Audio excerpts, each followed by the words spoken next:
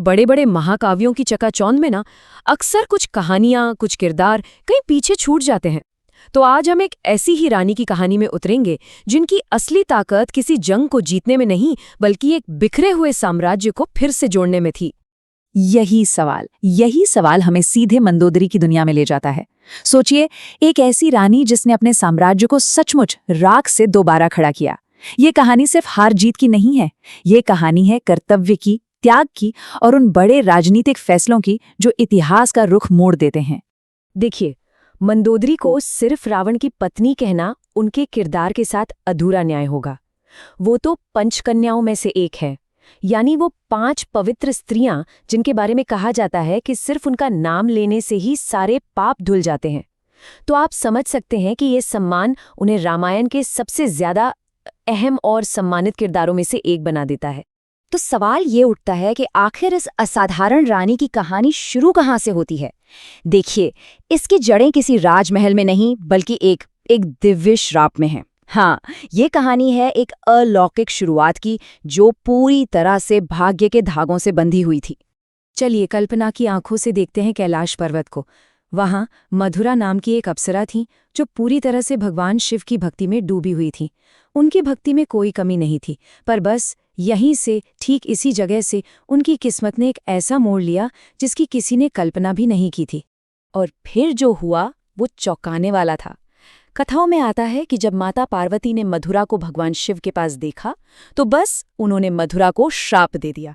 एक ऐसा श्राप जिसने उस दिव्य अप्सरा की जिंदगी को हमेशा हमेशा के लिए बदल कर रख दिया। पूरे 12 साल। सोचिए, 12 साल एक बहुत लंबा वक्त होता है। ये थी उस श्राप की मियाद। इतने साल मधुरा एक कुएं में ही कैद रही। लेकिन कहते हैं ना, हर श्राप के अंत में एक नई कहानी की शुरुआत छिपी होती है।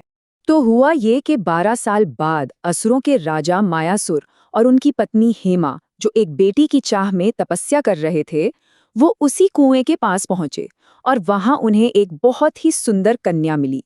जी हाँ, ये कोई और नहीं, मधुरा ही थी। उन्होंने उस बच्ची को गोद ले लिया और उसका नाम रखा मंदोदरी। और अब कहानी का रुख होता है लंका की तरफ। यहाँ आकर मंदोदरी की जिंदगी में एक बिल्कुल नया अध्याय शुरू होता है। अब वो सिर्फ एक राजकुमारी नहीं थी, बल्कि एक बहुत बड़े, एक शक्तिशाली साम्राज्य की नैतिक आवाज बनने वाली थी। हुआ यूं कि जब दुनिया को जीतने निकला रावण, तो उसकी नजर पड़ी मंदोदरी पर। वो मंदोदरी की सुंदरता और उनकी बुद्धि से इतना ज्यादा प्रभावित हुआ कि उसने फौरन मायासुर के सामने शादी का प्रस्ताव रख दिया। और फिर पूरे वैदिक रीति रिवाज के साथ दोनों का विवाह हुआ। और यहीं से हमें एक बहुत गहरा फर्क नजर आता है। एक तरफ था रावण जो अधर्म के रास्ते पर आगे बढ़ता जा रहा था, और दूसरी तरफ थी मंदोदरी जो हर कदम पर उसे धर्म का रास्ता दिखाने की कोशिश करती रही। उन्होंने बार बार रावण को समझाया कि वो सीता को सम्मान के साथ लौटा दे, लेकिन उनकी बात अनसुनी कर दी गई। मंदोदरी सिर्फ एक रानी और पत्नी ही नहीं, एक माँ भी थी। और उनके बेटे, खास तौर पर मेघनाद, जिसे इंद्रजीत भी कहते हैं, वो लंका की सबसे बड़ी ताकतों में से एक थे। ये सब बहुत ही शक्तिशाली योद्धा थे जिन्होंने अपने पिता के साम्राज्य को बचाने के लिए न जाने कितनी लड़ाइयां लड़ी। लेकिन देखिए, युद्ध अपने साथ हमेशा तबाही लेकर आता है, और राम के साथ हुए उस महायुद्ध में मंदोदरी ने अपने एक-एक करके सभी शक्तिशाली बेटों को खो दिया। सोचिए, एक रानी और एक माँ के लिए इससे बड़ी, इससे निजी त्रासदी और क्या हो सकती है। तो अब युद्ध खत्म हो चुका था। पति नहीं रहे, बेटे नहीं रहे, पूरी लंका राख के ढेर में बदल चुकी थी। ऐसे में मंदोदरी के सामने एक बहुत बड़ा फैसला था। एक ऐसा फैसला जो निजी दुख या भावनाओं से नहीं, बल्कि एक शासक के कर्तव्य से जुड़ा हुआ था। रावण की मृत्यु के बाद मंदोदरी एक बहुत मुश्किल चौराहे पर खड़ी थी। सवाल ये था कि क्या उन्हें विभीषण से विवाह कर लेना चाहिए, वही विभीषण जो उनके पति का भाई था और जिसने युद्ध में राम का साथ देकर एक तरह से अपने ही परिवार की हार में एक भूमिका निभाई थी।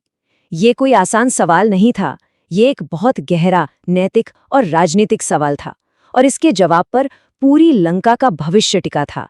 लेकिन मंदोदरी का जो फैसला था ना, वो भावनाओं में बहकर नहीं लिया गया था।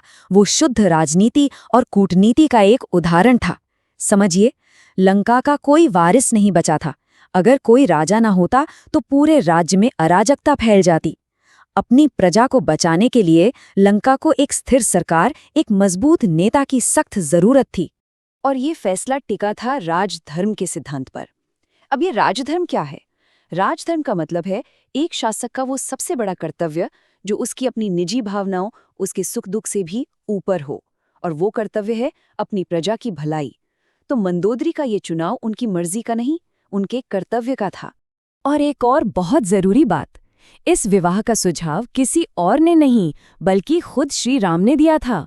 वो जानते थे कि लंका में अगर शांति और स्थिरता लानी है तो ये राजनीतिक गठबंधन जरूरी है, और बस अपनी प्रजा के भविष्य को देखते हुए मंदोदरी ने इस बहुत ही मुश्किल फैसले को मान लिया। तो फिर लौटकर उसी सवाल पर आते हैं, हम आज मंदोदरी को क्यों याद करते हैं, उन्हें पंचकन्याओं में क्यों गिना जाता है? इस सवाल का जवाब उनके उसी आखिरी फैसले में छिपा है। विभीषण से विवाह करना कोई हार या समर्पण नहीं था, बल्कि ये एक रानी के तौर पर उनकी जिम्मेदारी का सबसे बड़ा सबूत था। उन्होंने अपने व्यक्तिगत दुख, अपने नुकसान, सबसे ऊपर उठकर अपने साम्राज्य और अपनी प्रजा के भविष्य को चुना। और आखिर में ये कहानी हमें एक बहुत गहरे सवाल के साथ छोड़ जाती है। मंदोदरी की ये पूरी कहानी हमें ये सोचने पर मजबूर करती है कि असली ताकत आखिर है क्या? क्या वो किसी जंग को जीत लेने में है, या फिर सब कुछ हार जाने के बाद उसे फिर से बनाने का साहस दिखाने में है?